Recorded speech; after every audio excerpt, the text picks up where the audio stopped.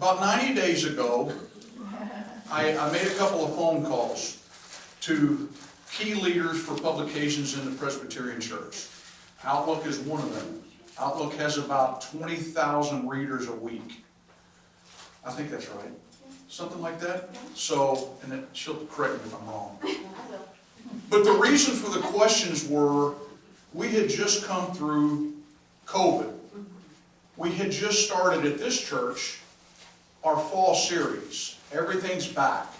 So everybody is beginning to look at programs. They're doing programs on a given Monday, however, because things change on a dime. The staff, pastors, support staff, are all being overworked. So I had the chance, Teri picked up the phone and called me back, and we began to talk about what would a new staff model look like. How can staffs, how can we take deep breaths to help them? Lo and behold, as the conversation developed, I found out that Teri went to Seaholm High School. Had no idea. Ran cross country. She also went to Louisville Seminary. Not Louisville, Louisville. She said it right. She also went to McCormick. Okay? And so we only have one McCormick pastor here.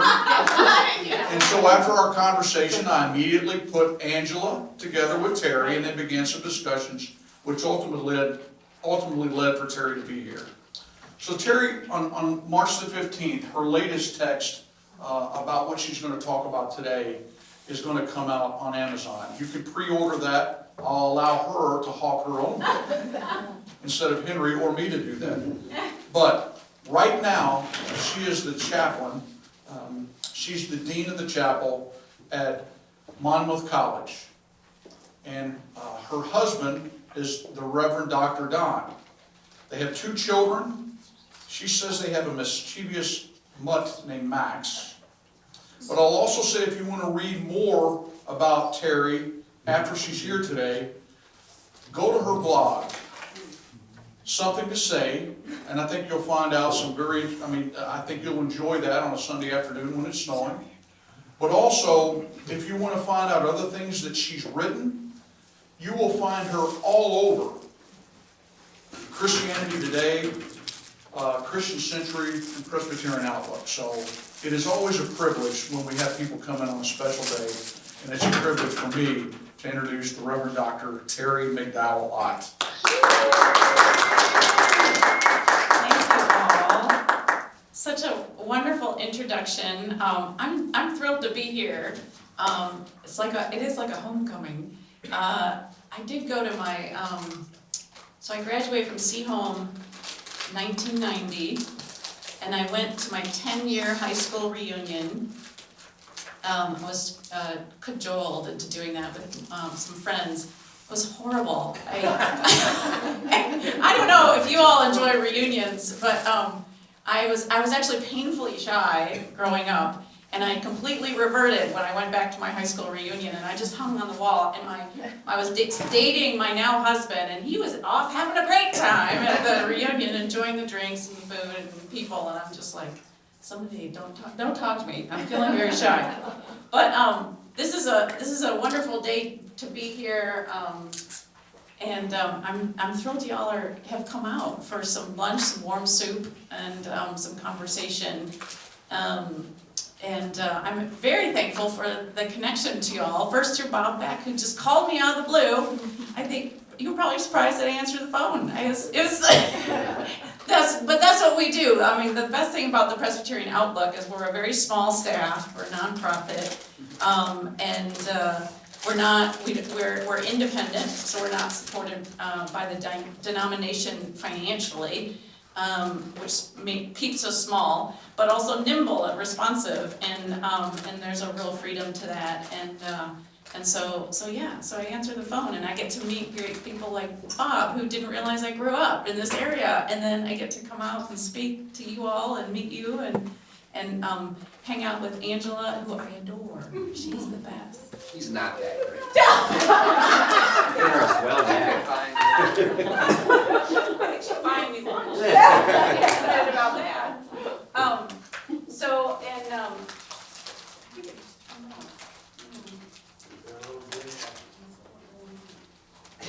Green light Testing. Maybe. Okay, all right. It can be temperamental. It can, okay, I'll just stop and start. I can do that.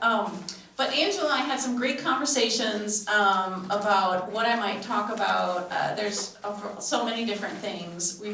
You were on the way to a conference, so we were talking on the phone. I think we talked for like an hour. Yeah. Really quick. And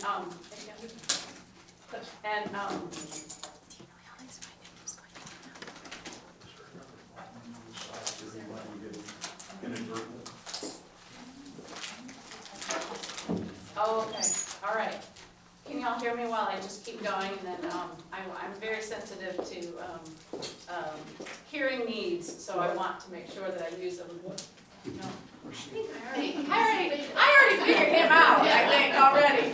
But anyway, there's lots of things that we could talk about, but I know you've had a speaker before on prison ministry, and so that's one of my passions, is to serve the incarcerated, and it's a big part of my book. So my book is coming out from Fortress Press called Necessary Risk, Challenges Privileged People Need to Face. It's a book that's it's very much a memoir. There's lots of personal stories in it about my own sort of call to ministry and overcoming a lot of fear as a child. I was very shy growing up, and yet Jesus keeps calling me to scary things like preaching and speaking and working with microphones and and so there's a lot of personal stories in the book, but I'm going to focus. But a lot of it was inspired by my volunteer work at the prison. So each chapter of the book is focused on a different risk that I believe privileged people should be taking, necessary risks. And the first chapter is on risk going. And it's within this chapter that I tell the story about how I got involved as a volunteer at the prison where I live. So I live in Monmouth, Illinois. It's just a tiny little town of 10,000. If you live in Monmouth, you drive to Galesburg, which is 20 minutes away, for pretty much everything, like medical appointments, good food, everything. I won't get my hair cut in Monmouth. I have to go to Galesburg because it's short and it needs a really good cut. And so I drive the highway to Galesburg, and the prison, the men's prison, Hill Correctional, is right off the highway. So I was driving by this prison all the time, this men's prison. So this chapter talks about how I got involved, and I'm going to tell you about that, but it's focused, every chapter of the book is also highlights a thought leader of color, because I'm very interested in privileged people crossing borders and crossing barriers of difference. And so this chapter is focused on the work of Gloria Anzaldúa, who wrote this book, Borderlands, La Frontera, La Nu Mestiza. It's a really beautiful book, and this is all I'm going to do with her today, but I just want you to know about her. She's an important writer, and she talks about, you can read this quote, but she talks about how segregation and separation in our culture really keeps us ignorant, and that these crossing of borders, these crossing, for me, moving beyond the walls of the prison and into the prison, she describes it, the metaphor is like a dry birth. It's like a painful, risky, scary process of transformation that leads to new life and liberation. And so her work is really amazing, Gloria Anzaldúa. But I'm gonna run my AV, and I'm gonna stick to my notes. Okay, that's not the slide I want. Hang on a second. Okay, so I can be casual, right, and fumble a little bit. Okay, good. Okay, so let me tell you how I got started at the prison. I have always been interested in mass incarceration as an issue in our country.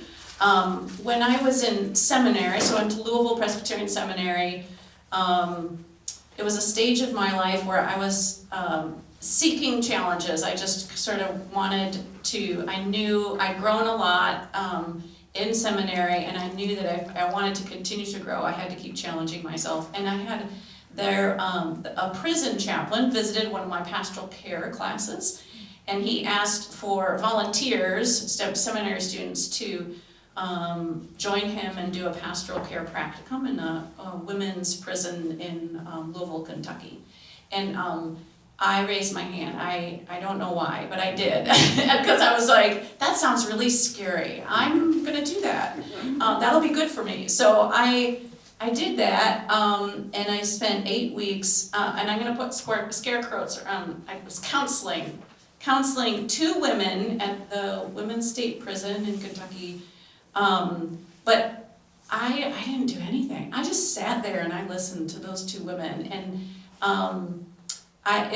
it opened up the world to me about how hard life can be and the track to incarceration so many people are on. Both those women, by the end of those 8 weeks, I was like, if I were born in either of those women's situations, poor, got involved with gangs, drugs, if I had been born in their neighborhoods and their situation with their skin color, I didn't think there was much difference between us. I would likely have been where they were. And so that was just a really formative experience for me in seminary. So then I graduate from seminary and I go into parish ministry, and I'm at a church, and then I ended up being called to be the chaplain of Monmouth College in Monmouth, Illinois, and that's why I live there now. And I'm still very interested in incarcerated. I'm in the educational field, and so I lead college students in the study of Michelle Alexander's The New Jim Crow, and I even took a spring break trip. I created this whole spring break trip where I took 6 students to Washington, D.C. We flew out there to visit a ministry a friend of mine was connected with for ex-felons, and we did a tour of that, and we learned more about mass incarceration in Washington, D.C. And I'm doing all of that, and in the meantime, I am driving by that prison just a couple times a week. And I just kept feeling called, like, I should check that prison out. I'm doing all these things, but I was just so afraid to go. I was like, I'm pretty sure, okay, it's a men's prison. And you know how you come up with all the excuses why you shouldn't do this? So I'm like, well, it's a men's prison. They probably wouldn't even let me in. And it just looked really scary. There's walls and fences and barbed wire, and I was just like, that I'm busy, I'm very busy, I have kids, I have a full-time job, I already volunteer already. Like, there's lots of good reasons why I should not go to that prison. Jesus, that's what I kept telling him. But I'll tell you what finally did me in. This is what did me in. I was taking my kids to school. They were in elementary school. And, hang on, no, that's not the right one. Wait, sorry. This is it. There it is. Okay, so I was driving my kids to school. I dropped my daughter off at her elementary school in the cornfields, and I had a few minutes before I did get to the office. And I've always read the Christian Century. I recently heard Chris Hoke speak, who's a prison chaplain, and he's a Presbyterian. He's doing some really great work with reentry programs that I can tell you about later. But this was an article, and it just landed in my email feed. You know how you get these email newsletters? And I said, oh, this is from Chris Hoke, I gotta read this. So I pulled into the parking lot and I read this quote. America leads the world in incarcerating its own people. Almost 2.5 million human beings are locked away in mass social tombs and overstuffed underground beneath our society. They are not physically dead like Lazarus, of course, but philosopher Lisa Gunther calls it social death, cut off from loved ones, family, and their children, huge geographic distances, dozens of thick walls, and expensive phone calls seal these men and women off from the land of the living. They are effectively dead to society. What if every church wrote to, adopted, and received just one prisoner? Two things would happen. We would empty the prison system, and every church would be changed. And I read that, and I was like, I have to do this. So I turned my car on, and I drove to my office, and I Googled this is a complete cold call. I Googled the prison, I found the phone number, I called the prison, and this is how this conversation went, literally, like, hi, I don't know why I'm calling, there's a person at the gate, and I was like, do you have a chaplain? And they were like, yeah, we do. I was like, can I talk to that chaplain? And they were like, yeah, we'll go find him. It, like, literally, like, 30, 40 minutes later, I'm on hold. They finally find the chaplain. Hi. You don't know me. But I'm the chaplain at the college down the road, and I drive up by your prison all the time, and I don't really know why I'm calling, but your prison just kind of keeps calling to me. Well, first, the crazy thing is he did know me. I just officiated a wedding for some Monmouth College alums who he knew, and he was there. He's like, I know you. I was like, oh, well, then he probably, then he thinks I'm legit, right? So he's seen me officiate a wedding, and so I'm not some crazy. But he says, he's just right off the bat, he says, well, why don't you come for a tour? And I'm like, oh, no. This is getting real. And I said, okay, I'll come for a tour. And so I set up a time to meet him at the prison, and he's like, all right, here's make sure, it's like, here's some rules, don't wear your Fitbit, don't dress fully covered, don't wear blue. I didn't know any of the reasons for any of these rules, but I'm like, okay. And I put something on Facebook, like, okay, I'm going to the prison, and a lot of my faculty friends at the college were like, it was really interesting because that prison had been calling to a lot of us who had been driving by. And a lot of my faculty friends said, when I posted on Facebook, oh my gosh, you gotta let me know what you find out, because that prison's been calling to me too. So I took a tour, and that tour just led to conversations. The chaplain introduced me to the assistant warden of programs. Turns out they're pretty desperate for volunteers and for programs in prisons. It costs $34,000 a year in Michigan, I just ran those numbers, to incarcerate a person, and there's not very many programs, not much educational opportunities, so they really rely on volunteers. So we just started a conversation, and then so I had a tour, and the tour was heart-wrenching and amazing. The Hill Correctional in Galesburg is a men's prison. It was built in 1988 during the big boom, when we needed a lot of prisons. The war on drugs, we started incarcerating a lot of people. And so it was built as a medium security to hold 800 men.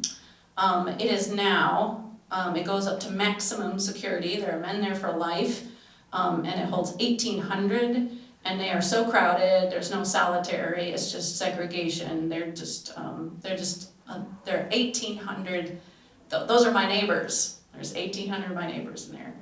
And so it's the real deal. This is a prison. This is a big men's prison. And so we started to talk with the wardens, and I had this connection with college and faculty who wanted to do something. And so what grew from that cold call was what I would call an educational ministry, where we first started, there was a grant program, and we taught classes to men who are gonna be released soon and participate in a post-release grant program. So we did that for a couple of years, but then what evolved out of that was just something that was just super fun to every PhD friend I have, and that's we read books with the incarcerated men. So before COVID shut us all down, we had 3 book clubs that we were running, one Spanish-speaking language, and we had to keep creating more because so many men wanted to join our book clubs, and we would get books donated. We pick a book. We read stuff like light stuff like the Odyssey and Kafka's Metamorphosis, and just some little light stuff. They ate it up. James Baldwin. We just hit a lot of classic literature, and we had great discussions. And then we also, I've able to line up a tutoring for a man who's trying to get his college degree with a math professor. And then right before COVID shut down all our programs, I read a proposal because I love to write. So I sent a proposal to start a creative writing program, a class that I wanted to do. And COVID shut, so we can't get in. I'm actually working on right now, trying to get back in. But so I've been running a snail mail creative writing class. The whole pandemic, we've been writing letters, and I send them writing assignments, and they send it back by snail mail, and I give them feedback, and then I send them something new. And it takes, there's a couple of months between each mailing. It takes that long to get, to communicate with them. So that's what we've got going. And then I'm gonna share a couple of quotes so you can see what this means to the men that have been involved. So we asked them to give us some feedback, and these are what some of our friends in the prison say about our book club. People think prison makes us hard, but it makes us brittle. We need to find people we can be vulnerable and real with to survive it. I felt like a free man for those 2 hours of the book club. The time went by so quickly. We as prisoners are rarely the recipients of altruistic acts performed by strangers. Therefore, in the rare occurrence when we are, not only do those acts connect us, albeit loosely, to society, but also they affirm our humanity. I also want you to hear how smart these guys are. That must have one of your creative writing. No, these are just all the guys we meet. They're all so good, yeah. Having the opportunity to read material that I normally wouldn't is a breath of life infused into my soul. The collaborative, open dialogue of the book club allows me to grasp onto the very thing which my closed prison environment was built to strip away, little by little, year after year, my humanity. And then there's this one more that's really smart. This book club has given a forum for those intellectuals among our population to gather in fellowship, as well as challenge ourselves and each other. Perhaps the group's greatest virtue is that the club is diverse and welcoming of people from different walks of life. In a profound way, your contributions have brought together men whom under normal circumstances may not associate, and so you've provided us all with the opportunity to grow beyond just the knowledge provided by the books we've read, knowledge we glean from each other. So, so we're all, every one of us who's volunteered and been active in this program, we're very passionate about this work because we see how important it is, and we know who we have locked up, the potential, the human potential. So I'm gonna tell you, here's just a random list of things I've learned about corrections by being a volunteer that I thought I'd share with you. And the first one is gonna sound odd, but it's actually pretty profound. There are old men and old women in prison. And I think we get this idea, from television and movies, that, who we have locked up. But, our prison has been there for life. And it was so shocking to me when I took my first tour and the doors, it's really hard to be a claustrophobic person and go to the prison. But the doors open very slowly and lock behind you. And when I was let out into the courtyard, they move the men in sort of blocks and units, sort of military style, right across the courtyard. And this block of men were stopped so I could walk by safely with the chaplain. And it was just the oldest group of men. They're all gray-haired and sort of bent over, so old. And I was just like, who are they? Who are they? A threat to. But anyway, so there's old people in prison. That's just something I just wanted to tell you. There's very little money for programs, education, etc. in corrections, and so volunteers are really they really want volunteers, and they need volunteers like us who are willing to go in and lead programs. Actually, one of the coolest awards I ever got, they gave me I was a volunteer of the year for the programs I got going there. I don't think it's like the one plaque I have on my wall that I love the most. For coordinating all the faculty that come in, and so they had this, it is pretty funny, because they had a dinner for me, and they invited all the other volunteers at the prison to come join us, and the dinner was so bad. It was like, oh, the food. It was just, but I'm very grateful for the award. But what was really interesting is that I met all the other volunteers. And so, friends, I will tell you, the people who volunteer in our prisons are conservative Christians. And I'm not going to take anything away from that. They are going in there, and they are praying with those men and leading worship and prayer and Bible study. And that's great, because I just think we need to go in there and get to know these human beings. But I'm a proud progressive, and we have so much that we can offer. And by ways of just, who we are and what we like to do, read books with these guys. I would really like to, I'm hoping folks who read my book, more people will venture in there to volunteer and get to know men and just lead other things. You can lead Bible study and lead prayer circles, but you can read books with these men. They're hungry for so much. Also, the incarcerated, they are so hungry to be known. Again, it's this social death, and they're so hungry to be known. And I've been able to get actually 2 classes of college students in there, which was really hard to do, because college students, they're like herding cats, and you got them to fill out all the paperwork, and they have to wear all the right clothes. But the men, when I finally get them in there we do like co-learning book studies together. And the first question the incarcerated men always want to know is, what do you think we were going to be like? What'd you think about us before you met us? And everybody's blown away by these men. I mean, when they meet them. I also say the incarcerated are the best students.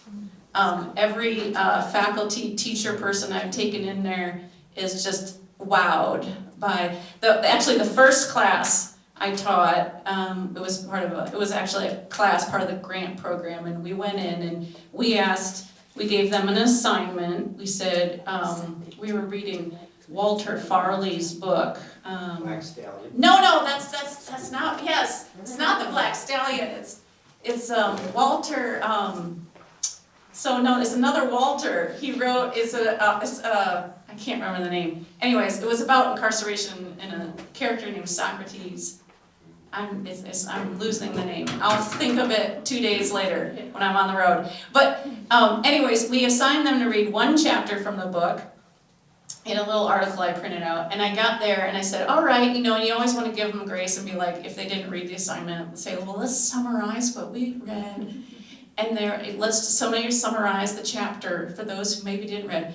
And Martise was one of our students, and Martise said, we can do better than that. I said, what do you mean? We can summarize the whole book. And I said, what? He said, we read the whole book. I said, what class do you assign 1 chapter and they read the whole book instead? So, I mean, but they're so hungry to learn, and don't have these opportunities, and so they read the whole book. So they're great students. Also, okay, so Department of Corrections, so this is the Illinois Department of Corrections. I've gotten really networked now with other sort of organizations working with incarcerated and educational programs to learn that corrections in every state is pretty much a difficult place to be, and it's a system that's dehumanizing, and I want to emphasize this. It's dehumanizing not only for the incarcerated, but for the people who work in the system. You know, you just give some thought to what you have to do as a person. So these prisons, think about where they're built too. So there's a reason that this prison is built in Galesburg. It employs a lot of people, and a lot of jobs are offered, and a lot of small towns and communities need these jobs, and so a lot of people work there, and it's good state employment. They get good benefits, but you know, but they have to handcuff men and put them in chains and transport them. You know, it gets, you know, so they don't learn their names. The men in our classes, they told us, I had forgotten what my name sounded like. We started to call them all by their first name. And so to work there, they have to distance themselves emotionally, I think, to keep working there. And so you think about not only what the system does to the incarcerated, but also those who are working there and making a living, and I think it's also soul-crushing work as well. And I've met a lot of good people who are working in corrections, who want to make a difference and are good people, but it's just really hard work. And a couple of things too about it. So on one hand, the staff I've met, they have no idea who they have incarcerated in their prison, because they need to keep this distance. And so we meet these men in class, and we know they write amazing words, and they're so thoughtful and wise and so hungry to learn and grow and give back to society. They want to do that. And the staff there, they really don't know. And they, you know, to keep working there, they don't know who they have incarcerated.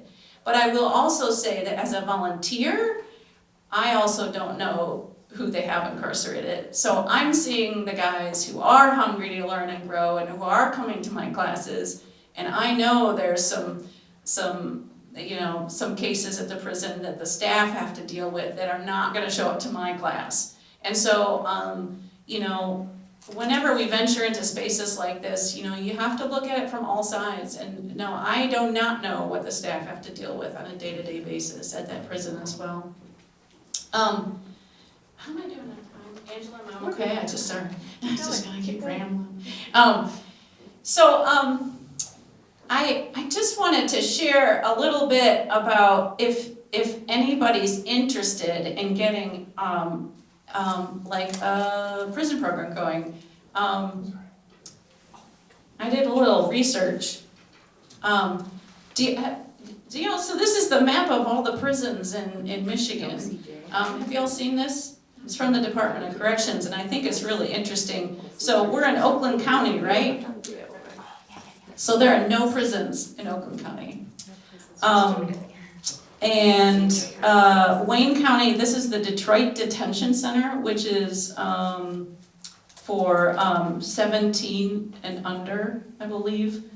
One of these is the mental health prison. We have Oakland County Jail right here. Oh yeah, you do? Good.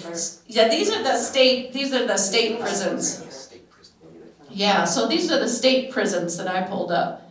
But I do, and I also think, you know, I think it's really important too as people of faith that we recognize where prisons are built, and you know, what communities have them.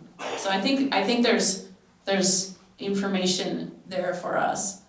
And then I also pulled this up.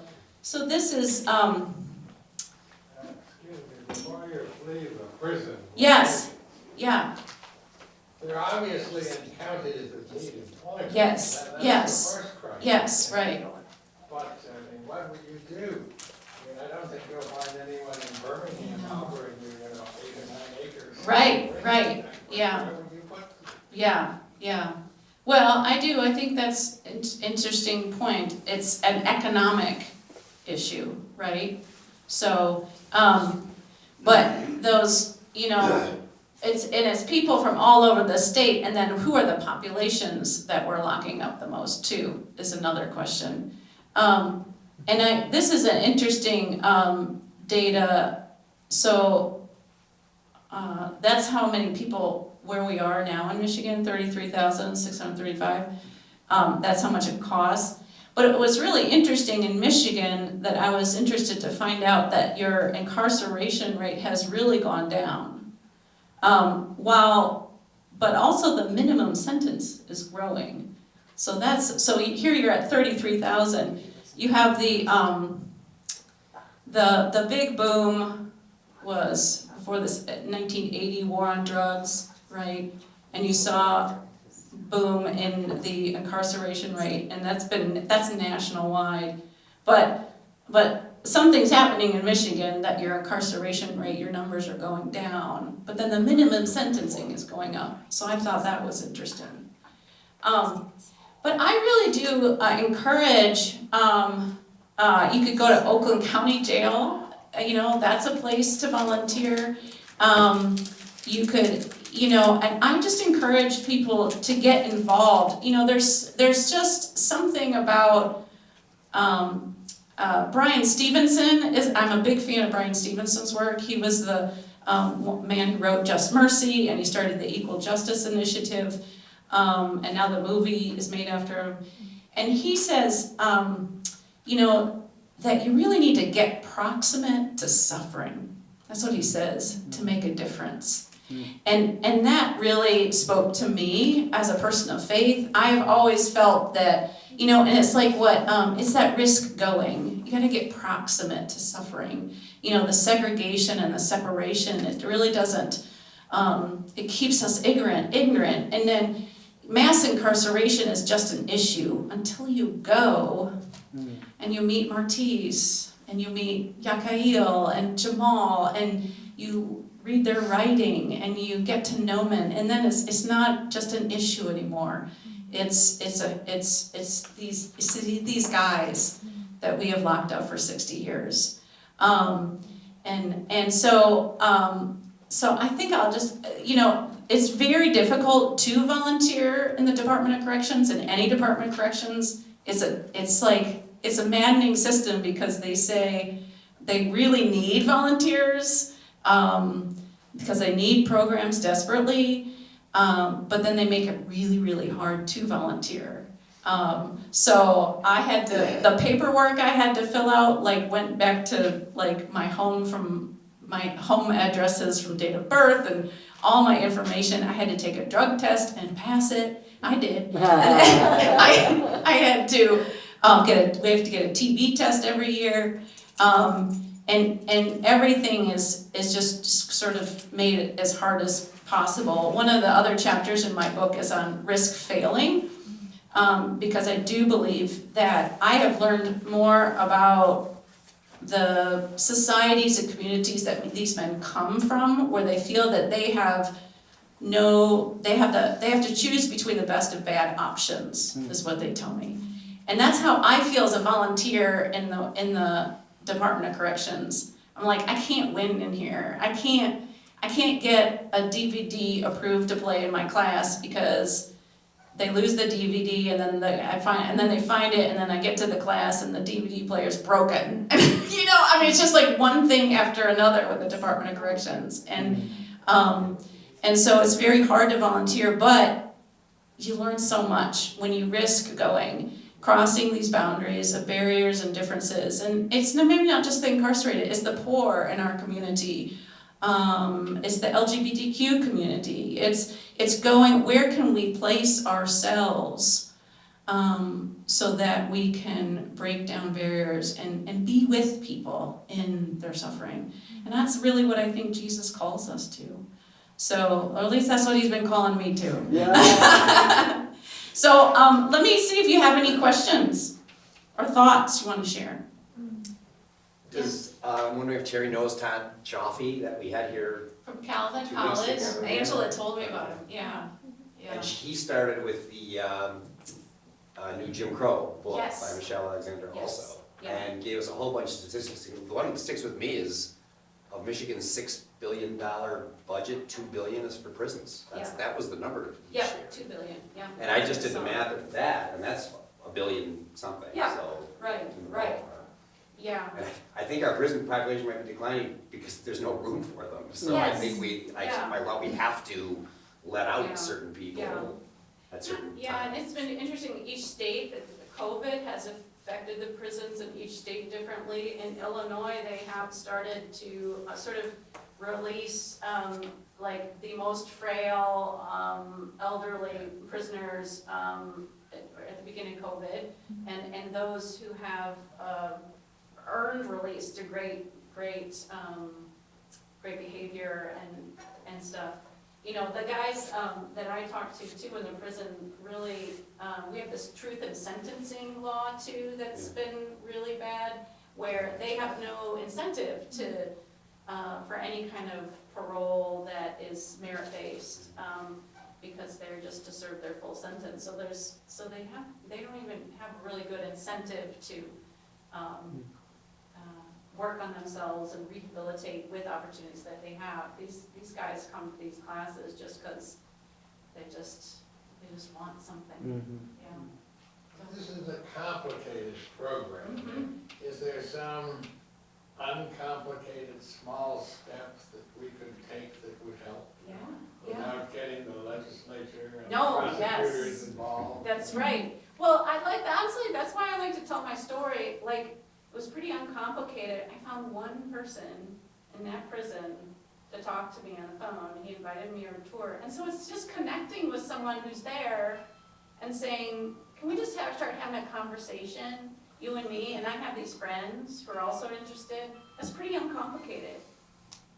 You know, it's about just getting to know people and what emerges from conversation, what emerges from relationship. Pretty sure somebody at this church is connected to somebody at the Oakland County Jail. You know, just start a conversation. I think that's the small step. And then it's just feeling where you're led and what bubbles up from that. But yeah. Yeah. I work with Prison Fellowship, Oh, good. and I visited a pier, and there was a women's prison in Plymouth, and we go in as a group, Yeah, and we would just talk to them, and they just love to talk. yeah, yeah, And I became so fond of some of these Mhm. women. yeah, yeah. They were just. Yeah, there are programs like that too, that, you know, and there's letter writing programs that you can find. This was just something that I created. You can already plug into a ministry, but I just, I'm an encourager of taking a little bit more risk than when we usually do. There's just a lot of, ways we can jump in that are still relatively, we're still relatively protective from kind of how awful it is. And I just am a big believer that these men are my neighbors. So I just really, and now I know that. They weren't anybody to me until I took that step. So, yeah. By the way, Todd gave a similar statistic that you did, maybe from the same source, that if every church Yeah, adopted one prisoner, yeah. that the problem would basically be solved. Okay, and here's another uncomplicated thing I think you could do, that I'm so glad you brought that up. Because we're Oh, I'm sorry, thank you, press. So, Chris Hogue, who I showed that, he wrote that book, which is a great book, He's actually Presbyterian. He's in Washington, the state of Washington, in Northwestern Presbytery. And he's got a program going. The whole presbytery out there is involved in it, called One Parish, One Prisoner. You can look him up. He started Underground Ministries, and his goal is to take the program nationally. I just reached out to him as the editor of the Outlook, and I'm like, hey, I got a national audience now. Yeah, right. Let's promote this. And he's not quite ready for me yet because he's got his hands full in Washington. But he does hope he's gonna have an article in the Presbyterian Outlook in our April issue around Easter called Practicing Resurrection. And then later in the fall, we're gonna do a whole issue focused on prison ministry, where he's gonna roll out, he thinks he's getting grants and stuff, and he'll be ready for a national audience. And he'll be looking for churches to participate in this One Parish, One Prisoner program, where it is, like each church, and he has got this whole training structure set up where each church adopts a prisoner, and then they have training for it and everything, and then his goal is on re-entry. So once they're out, they have a community of support and relationship that they start establishing while the person is in prison, and then as they're released, they really have a community of support beyond family and friends. And the idea that if you don't think prison beats you down, I mean, there's a Kirk member, at least one, who was convicted of a felony, rightly or wrongly, did several years in mild correctional facilities, and it essentially ruined his life. This was a white-collar guy, Yeah. successful life, marriage and everything, and then another who actually joined the Kirk, coming out of prison after sort of a fellowship thing, and became a member of the Kirk, and is today homeless and not doing much. Yeah. So, I mean, prison is tough to recover from. Oh, absolutely. Well, and the stigma that they have after they come out, it's just almost really hard to recover from it and get a job. It's just to find a job and to find housing is a real issue. So the re-entry process is a really snarly process, come back in, and so they could use some help there. But I'm a big believer in going where you feel called, and what do you feel burning in your chest, and where do you feel the need to maybe do just one step more, and maybe it's not with the incarcerated, maybe it's with the poor or the homeless in your community, but I really, those words, get proximate to suffering, I think that's really important for us to do, to break down these walls. Yeah. Am I done? If you like them. Yeah. Have you enjoyed Pastor Teri? Thank you so much. God bless you in your work, and God bless those with whom you're working, and may His Spirit show us what we ought to do as members of Kirk in the Hills. Angela, do you have anything you'd like to say? I was thinking about Brian Stevenson. Yeah. He was just on Being with Krista Tippett just a week ago or two. And he talks about, there's stone throwers and then there's stone catchers, right? So who's willing to be in between the throwers and the one that's been thrown to and catch the stone on their behalf? And that was such a great challenge just to hear that. Nice sermon tie-in. Yeah, right? Yeah, right. Yeah. Pastor Nate, would you come up and would you pray us out and pray for those men and women who are incarcerated and who certainly need a touch from the Lord, and pray for Sister Ott and the work that she's doing. Sister Ott. I was sitting back there, and Bob, you just mentioned a couple of people connected to the Kirk. One, by the way, who's at the Veterans Luncheon right now.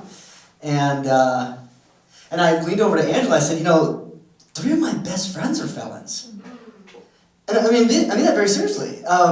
Two that I grew up with, and one from soccer, kind of a white collar thing. I mean, so, I think that you talk about being proximate, here's the other thing, you may be more proximate than you know.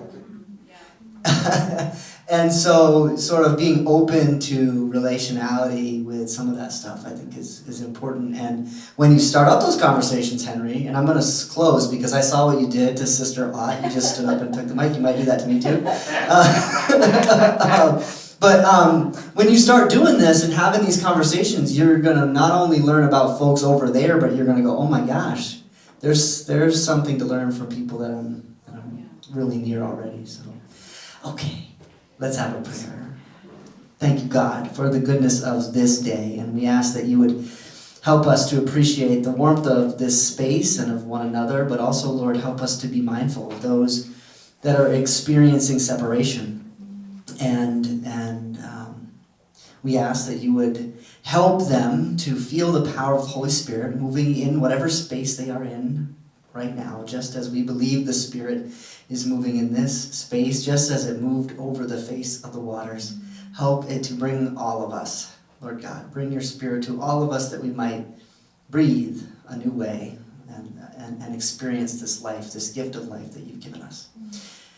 We thank you for Teri and for her willingness to be here with us today, and we ask that you would be a blessing to her and help her to experience life through her ministry and her connection, not only at the Outlook, but with those that are in prisons these days. Lord, we ask that you would continue to bless the formation ministry of this church and help more and more people to know more and more about you through it. We pray this in your Son, Jesus' name. Amen. Amen.